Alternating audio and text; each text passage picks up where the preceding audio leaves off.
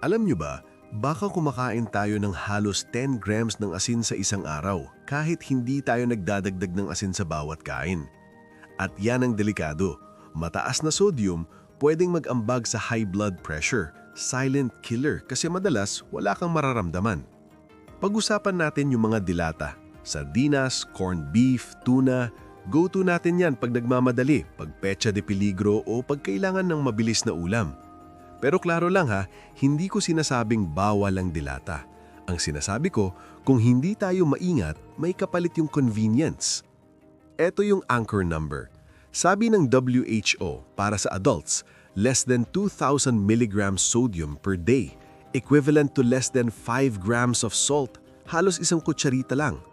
Pero may WHO Philippines document na naglalagay ng estimated intake ng adults na 4.10 grams sodium per day, mahigit doble. Ang twist, hindi mo ito malalasahan agad. Madalas, makikita mo lang siya sa isang salita sa label, sodium. Kaya kung may isang habit kang sisimulan, label checker mindset. Hindi calories agad, sodium. At tandaan, hindi lang sa alat galing ang sodium. Sinasabi rin ng WHO na malaking bahagi ng sodium sa diet galing sa processed foods, mga pagkain na ready to eat or ready to cook. Kung gusto mo ng picture, sa reference tables ng WHO Nutrition Guidance, yung canned corned beef pwedeng nasa paligid ng 950 mg sodium per 100 grams. Ibig sabihin, mabilis umakyat ang total mo kung sunod-sunod ang maalat sa isang araw. Kung may anak ka or may batang laging kumakain sa bahay, ito yung nakakagising na parte. Sa ENNS data, yung overweight obesity sa ages 5 to 10 ay 10.4% 2018-2019. At ayon sa UNICEF summary ng mas bagong data, umakyat ito sa 14% 2022. At sa adolescents 10 to 19, umabot sa 13% 2022. So bakit? Maraming factors pero malaking driver ang environment. Anong madaling bilhin, anong laging nakikita, anong normal sa ads.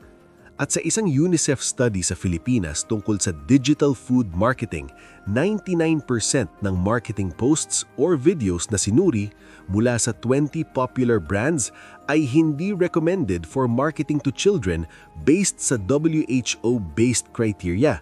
Tapos madalas pa, pinapakita na fun, masarap, minsan healthy daw.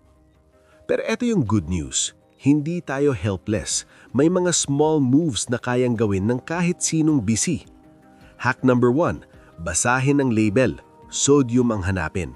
Kung hindi mo maaalala lahat, tandaan mo lang WHO adult limit is approximately 2,000 mg sodium per day. Hack number 2, i-drain at ibanlaw kung pwede. Para sa tuna o ibang naka-brine or sauce na pwedeng i-drain, malaking tulong ang pagbawas ng liquid. May pag-aaral pa na nakakita ng hanggang approximately 80% sodium reduction sa tuna sa isang rinsing setup. Pero depende to sa paggain at paraan, kaya huwag asahan na pare-pareho lagi. Hack number 3, i-dilute ang alat. Haluan ng gulay.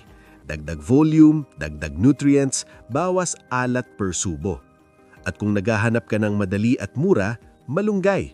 Nutrient-dense siya at madaling ihalo sa sardinas o sabaw, pero hindi siya magic cure. Part siya ng balance na pagkain. Ngayon, isang tanong lang.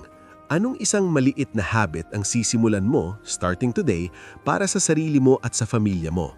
Comment mo.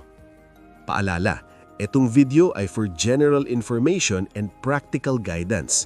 Kung may high blood pressure ka na, kidney disease o umiinom ng maintenance meds, mas safe pa rin na kumonsulta sa doktor para sa personal na advice. Thank you for watching. Carl Preza. Don't forget to like, share, and subscribe for more practical health tips. Stay informed, stay healthy.